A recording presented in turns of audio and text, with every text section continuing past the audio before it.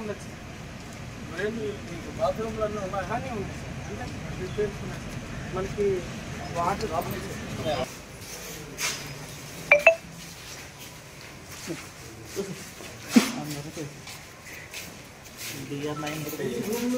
పైన సార్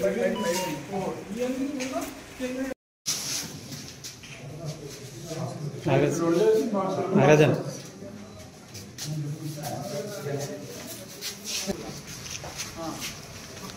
దానికి సంబంధించిన మరి ఆ రూమ్ చేస్తే ఇక్కడ 50 మంది వచ్చారు.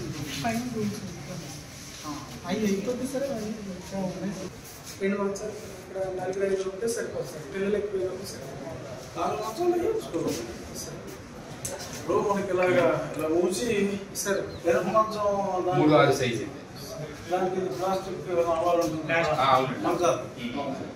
అలాంటి ఈ రూమ్ ఈజీగా వరుసగా వేసుకుంటే మినిమం 2 వేసుకోవచ్చు. 4 అయితే పడతాయి.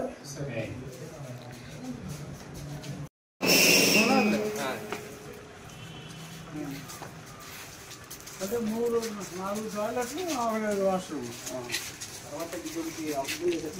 మళ్ళీ కింద పల్లంగా వేస్తుంటే కాదండి మరి కలెక్టర్ గారు చెప్తే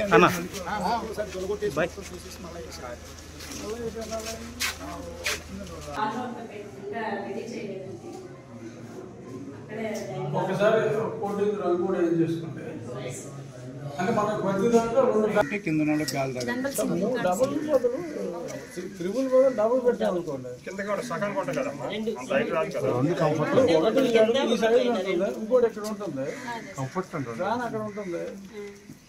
అవసరమైతే ఇంకొక ఇక్కడ సింటెక్స్ ట్యాంక్, తర్వాత కమోడ్స్ ఎన్ని కావాలో ఏంటో ఆ వచ్చిన వాళ్ళకి చెప్పేసేయండి. ఆస్బెస్టాస్ వేసాం అనుకోండి. బాలికల హాస్టల్స్ పుట్టడం కోసం ఈరోజు మొదలుపెట్టాం. ఏమేమి పనులు పెండింగ్ ఉన్నాయి, మెయిన్ ఇప్పుడు రూమ్లు ఉన్నాయి. ఇప్పుడు ఇక్కడ బీసీ బాలుర వసతి గృహంలో కానీ మంచాలు నేల మీదే పడుకుంటున్నారు. సో వాళ్ళకి మంచం క్రియేట్ చేయటం, అలా ఇంకేమన్నా ఫెసిలిటీస్ కావాలి అంటే అవి ఏర్పాటు చేయటం, కలెక్టర్ గారితో అన్నీ చూసిన తర్వాత కలెక్టర్ గారితో మాట్లాడి ప్రభుత్వం నుంచి అంది సహాయం ఉంటుంది. అది కాక ఎక్స్ట్రా ఎంతైనా, ఎందుకంటే ఈ బెడ్స్కి వాటికి ప్రభుత్వంలో ఆ స్కీమ్లో భాగం కాకపోవచ్చు.